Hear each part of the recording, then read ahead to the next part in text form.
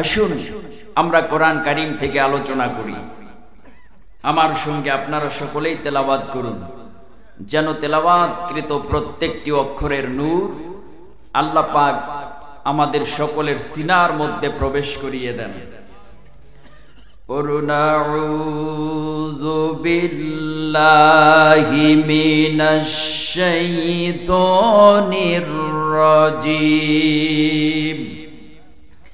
বিসমিল্লাহির রহমানির রহিম। বিতাড়িত মরদুদ শয়তানের ওয়াসওয়াসা থেকে পানাহ চেয়ে পরম করুণাময় অসীম দয়ালু আল্লাহ পাকের নামে শুরু করছি। ইয়্যাকা না'বুদু ওয়া ইয়্যাকা নাস্তাঈন। আমানতু বিল্লাহ। কোরআন কারীম সূরাতুল ফাতিহা 114টি সূরার ভেতরে সিরিয়াল নাম্বার অনুযায়ী প্রথম নম্বর সূরা। সূরাটি নাজিল হয় মক্কায়, আয়াত সংখ্যা 7টি, রুকু সংখ্যা 1টি। 7টি আয়াতে কারিমার ভেতর থেকে চতুর্থ নম্বর আয়াতে কারিমা তেলাওয়াত করেছি। তেলাওয়াতকৃত আয়াতে কারিমার সরল তর্জমা হচ্ছে ইয়্যাকা না'বুদু, হে পরওয়ারদিগার আমরা তোমার ইবাদত করি, ওয়া ইয়্যাকা নাস্তাঈন এবং সকল কাজে তোমারই সাহায্য প্রার্থনা করি। সুবহানাল্লাহি ওয়া বিহামদিহি। এই আয়াতে কারিমাকে কেন্দ্র করে নির্ভরযোগ্য কিছু কথা আমি আল্লাহ পাকের কোরআন এবং রাসূলুল্লাহর হাদিস থেকে তুলে ধরার চেষ্টা করব। সেই সুযোগ যেন আল্লাহ পাক রব্বুল আলামিন তার এ নগণ্য গোলামকে দান করেন। বলুন আমিন। আল্লাহ পাক বলছেন, বান্দারে ইয়্যাকা না'বুদু, বলো হে পরওয়ারদিগার আমরা তোমার ইবাদত করি, ওয়া ইয়্যাকা নাস্তাঈন এবং সকল কাজে তোমারই সাহায্য প্রার্থনা করি।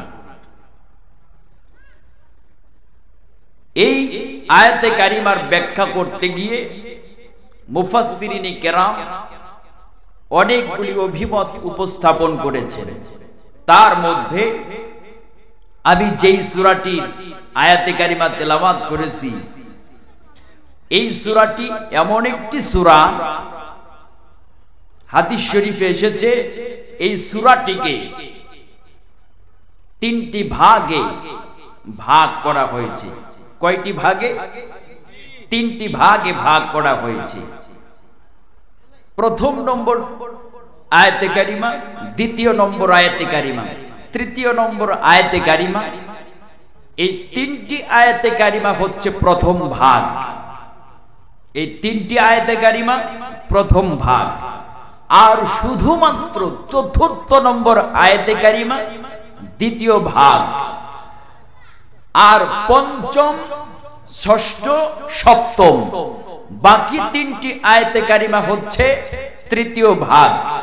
এই 3টি ভাগে সূরাতুল ফাতিহাকে বিভক্ত করা হয়েছে। সুবহানাল্লাহ পড়েন।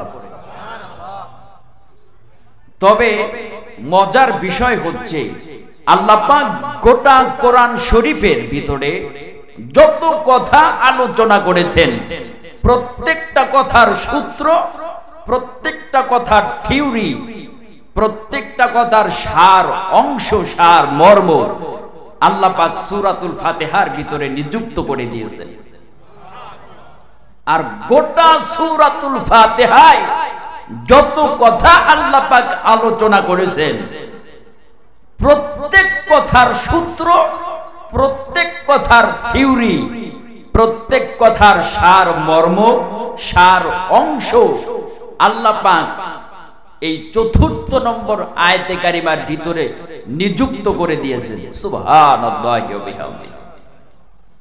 এই চতুর্থ নম্বর আয়াতে কারিমা আবার 2 ভাগে বিভক্ত। কয় ভাগে? সবাই কথা বলেন। 2 ভাগে। প্রথম ভাগ হচ্ছে ইয়্যাকা না'বুদু, এই প্রথম ভাগ আল্লাহ পাকের জন্য নির্ধারিত খাস, আর দ্বিতীয় ভাগ হচ্ছে ওয়া ইয়্যাকা নাস্তাঈন। এই দ্বিতীয় ভাগ হচ্ছে বান্দার জন্য নির্ধারিত। সুবহানাল্লাহ। আমি দ্বিতীয় ভাগ থেকে কিছু কথা আপনাদের সম্মুখে তুলে ধরছি। আল্লাহ পাক বলতে বলেছেন কোরআন শরীফের ভিতরে, আল্লাহ পাক তার কালাম বলেছেন ওয়া ইয়্যাকা নাস্তাঈন, বান্দারে বলো হে পরওয়ারদিগার, আমরা সকল কাজে সকল অবস্থাতে তোমারই সাহায্য প্রার্থনা করি। আল্লাহ পাক রব্বুল আলামিন বলেন, যারা আমার কাছে সাহায্য চায় তারাই আমার সাহায্য পায়।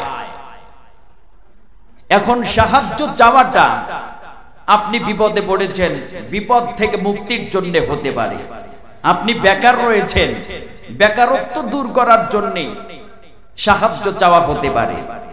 আপনি ব্যবসা বাণিজ্য করেন, ব্যবসা বাণিজ্যে ভাটা লেগে গেছে, বরকতের দরকার, লাভবান হওয়া দরকার, সেজন্য আল্লাহর কাছে সাহায্য চাওয়া লাগতে পারে। আপনি কঠিন দুরারোগ্য ব্যাধিতে আক্রান্ত হয়েছেন, এই রোগ থেকে মুক্তির জন্য সাহায্য চাওয়া হতে পারে। সকল কাজে সকল অবস্থাতেই যারা আল্লাহর কাছে সাহায্য চায় তারাই আল্লাহর কাছে সাহায্য পায়। আল্লাহ তাদেরকে সাহায্য প্রদান করেন। সুবহানাল্লাহ বলবেন না?